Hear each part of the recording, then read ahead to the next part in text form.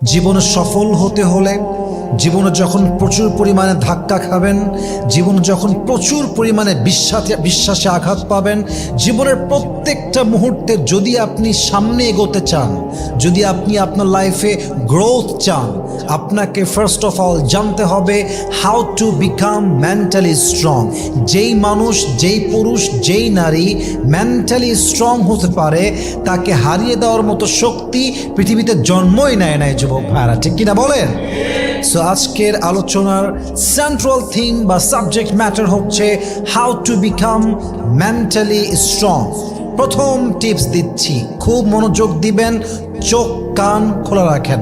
Number one tips, if you want to become mentally strong, যদি আপনি mentally শক্তিশালী হতে চান, প্রথমত আপনাকে চ্যালেঞ্জ অ্যাকসেপ্ট করতে ভয় পাওয়া যাবে না।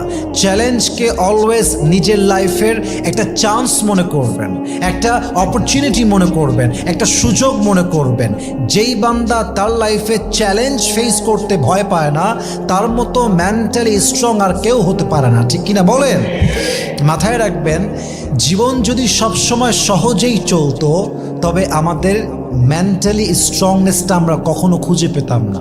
জীবনে যখন চ্যালেঞ্জ আসে, দুঃখ আসে, কষ্ট আসে, এবং এইটাকে যখন আমরা ভয় ছাড়া ফেস করতে পারি, তখনই আমাদের মাইন্ডটা অনেক বেশি স্ট্রং হয়ে যায়, ঠিক কিনা বলেন? খেয়াল করেন, উদাহরণ হিসেবে যখন আমরা জিম করতে যাই, আমরা ডাম্বেল তুলি বারবার, একবার, দুইবার, তিনবার, কিন্তু তুলতে গিয়ে we feel so pressure. It creates a lot of pressure on our body. যখন তুলছেন চাপ লাগছে, কিন্তু যখন আপনি বারবার তুলছেন, আস্তে আস্তে আপনার মাংসপেশি শক্ত হচ্ছে।